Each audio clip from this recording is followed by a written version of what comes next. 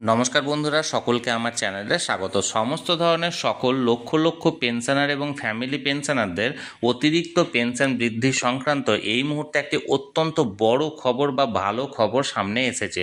কি সেই খবরে কি কি বলা হয়েছে এবং কতটা উপকৃত হতে চলেছে লক্ষ লক্ষ পেনশনার বা ফ্যামিলি পেনশনাররা, সকল কিছু আজকের ভিডিওতে বিস্তারিতভাবে আলোচনা করব। ভিডিওটি সকল ধরনের সমস্ত পেনশনার বা ফ্যামিলি পেনশনারদের জন্য অত্যন্ত গুরুত্বপূর্ণ, তাই প্রথম থেকে শেষ পর্যন্ত অবশ্যই ধৈর্য সহকারে দেখবেন এবং ভালো লেগে থাকলে অবশ্যই একটি লাইক করবেন এবং সকলের সঙ্গে শেয়ার করবেন। আর সেই সাথে এই চ্যানেলে যদি প্রথমবার হয়ে থাকেন এই রকমের ইনফরমেটিভ ভিডিও আরও দেখার জন্য যারা এখনও পর্যন্ত এই চ্যানেলটিকে সাবস্ক্রাইব করেননি তারা অবশ্যই চ্যানেলটিকে সাবস্ক্রাইব করে নিতে ভুলবেন না। তাহলে চলুন আমরা বিস্তারিত জেনে নিই। দেখুন, আমি এখানে আপনাদের সাথে একটি অর্ডারের কপি শেয়ার করেছি। এই অর্ডারটি জারি করা হয়েছে government of India, ministry of labour and employment, Lok Sabha, unstarred question number 3636, যেটাকে অ্যান্সার করা হয়েছে টু বি অ্যান্সার্ড ফর কাদের জন্য? EPS 95 for pensioner. অর্থাৎ লোকসভা থেকে অর্ডারটি জারি করা হয়েছে। এটা 3636 নাম্বারের কোশ্চেন ছিল, যেটাকে অ্যান্সার করা হয়েছে কাদের জন্য? ইপিএস 95 পেনশনারদের জন্য। চলুন তাহলে কি বলা হয়েছে আমরা দেখে নিই। দেখুন, এখানে বলা হয়েছে 3636 নম্বর সিরিয়ালে কি বলা হয়েছে দেখুন। শ্রী চন্দ্র প্রকাশ যোশী উনি বলেছেন, will the minister of labour and employment to be pleased to state, যে লেবার এবং এমপ্লয়মেন্ট মিনিস্টারকে এই গুলি ব্যক্ত বা উল্লেখ করতে বলা হচ্ছে কি কি? Number A, whether there is any proposal by the government to increase the minimum pension under the EPS 95 from rupees 1000 to rupees 7500 per month, যে কেন্দ্রীয় সরকারের তরফ থেকে কি এই রকম কোনো পদক্ষেপ বা কোনো রকম কোনো উদ্যোগ নেওয়া হয়েছে যে ইপিএস 95 পেনশন যেটা বর্তমানে 1000 টাকা আছে সেটাকে বাড়িয়ে 7500 টাকা করা হবে। এবং এর ছাড়াও নাম্বার বি দেখুন, if so the time by which the pensioner are likely to get the benefit therefrom, এবং যদি সেটা হয়ে থাকে তাহলে পেনশনাররা কবে থেকে এই বেনিফিট বা এই সুবিধাটি পাবে। এবারে এখানে অ্যান্সারটা কি, অর্থাৎ উত্তরটা কি দেওয়া হয়েছে দেখুন, minister of state for labour and employment, অর্থাৎ state for labour and employment মিনিস্টারের তরফ থেকে জানানো হয়েছে এ অ্যান্ড বি, অর্থাৎ ওপরে যে দুটো প্রশ্ন করা হয়েছিল সেই প্রশ্নের সম্মিলিত উত্তর কি দেখুন, the EPS 1995 is a defined contribution defined benefit social security scheme. যে ইপিএস 1995 হলো যেটা কন্ট্রিবিউশন করো এবং বেনিফিট পাও এরকম একটা সোশ্যাল বেনিফিট যুক্ত স্কিম, অর্থাৎ এটা সমাজের জন্য একটা scheme. The corpus of the employees pension fund is made up of, অর্থাৎ যে সমস্ত এমপ্লয়িরা থাকে তাদের যে পেনশন ফান্ডটা তৈরি হয় সেটা কিভাবে তৈরি হয়? নাম্বার এক, contribution by the employer at the rate 8.33% of the wages, অর্থাৎ যিনি নিয়োগকর্তা থাকেন তিনি সেই এমপ্লয়ারের যে বেসিক পে বা মাইনেটা থাকে তার 8.33%টা কন্ট্রিবিউট করে। এবং এছাড়াও নাম্বার দুই দেখুন,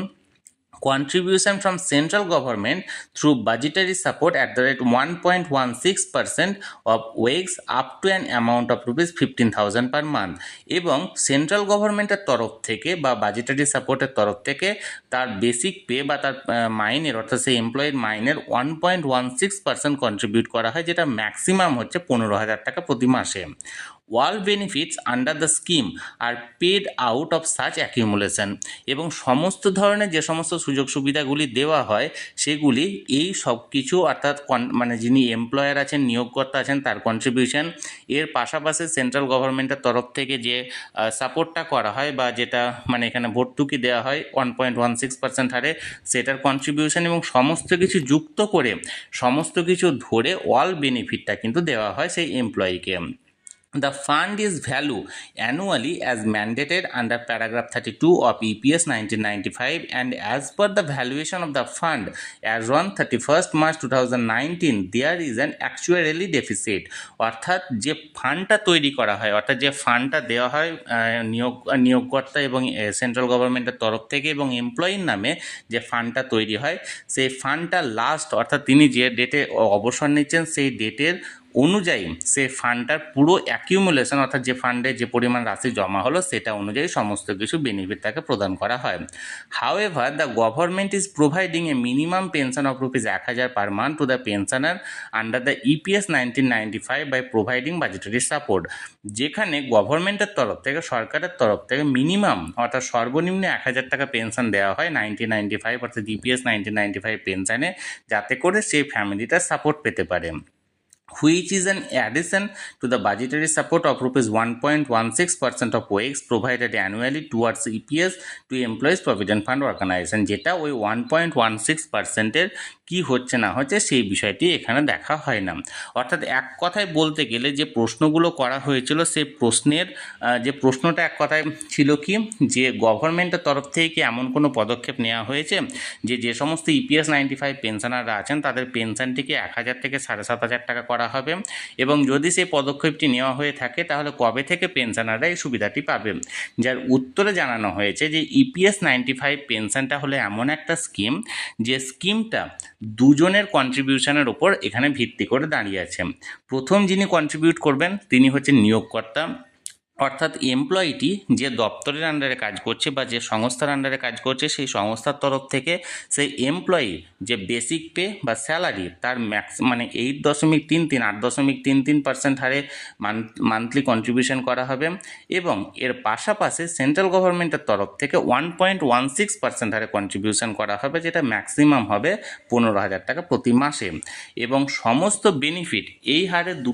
দুজনের কন্ট্রিবিউশনটা একটা ওনার অ্যাকাউন্টে জমা পড়বে, এবং সেই অনুযায়ী যে ইন্টারেস্ট সহ তিনি যখন রিটায়ার করবেন সেই অ্যাকিউমুলেশনটা তাকে প্রোভাইড করা হবে, এবং যে সমস্ত বেনিফিট আছে অর্থাৎ রিটায়ারমেন্ট বেনিফিট এবং এর পাশাপাশি যে সমস্ত পেনশন বেনিফিট অর্থাৎ যে পরিমাণ পেনশনটি পাবে সেই সমস্ত কিছু তার অ্যাকিউমুলেশনের উপর যতটুকু ভিত্তি করে দাঁড়াবে তার উপর ভিত্তি করে হবে।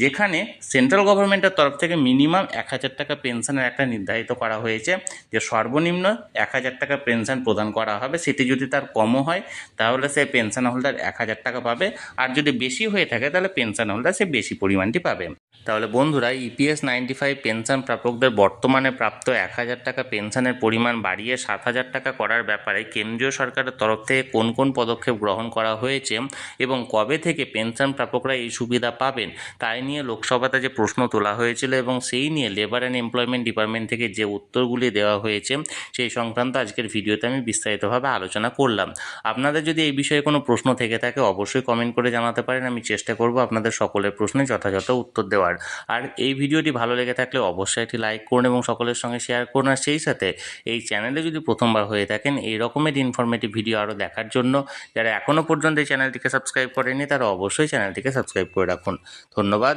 দেখা হচ্ছে পরের ভিডিওতে।